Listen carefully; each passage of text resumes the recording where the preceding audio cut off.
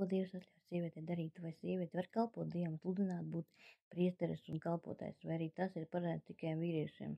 Kāpēc Jēzus Kristus runāja ar samarieti, kurai nebija likumīga vīra, bet bija dažādi vīrieši, bet tas kungs viņu iedvesmoja sludināt visai pilsētai, iedzīvotājiem, kurus viņa varēja vest pie Kristus?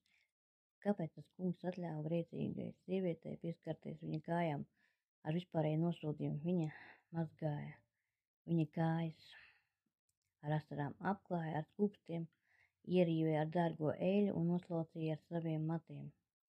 Par šo lielo mīlestību pret Dievu viņa saņēma daudz savu grēku piedošanu. Kāpēc bagātās un cēlās sievietes staigāja blakus Kristum? Kāpēc viņi pameta savas pilis un greznības un kalpoja tam kungam ar savām bagātībām?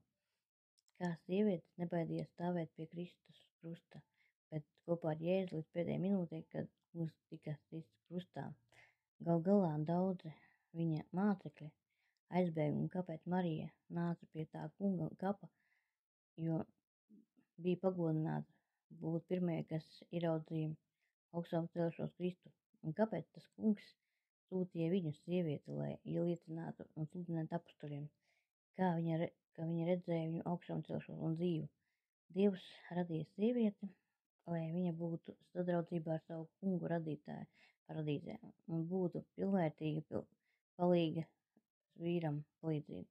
Bet vēlns piemānīja Ievu, un lai tā klausītos viņa melos, nevis Dievā patiesībā. Tieši tāpēc šodien cilvēki tiek maldināti ar sātana informāciju, novēršot no Kristus, no Dieva vārda, un zaudē paradīzi.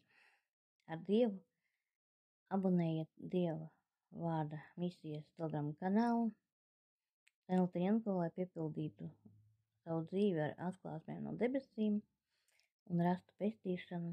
Rakstiet man par garīgo saziņu un lūgšanu, lai Dievs tevi svētī.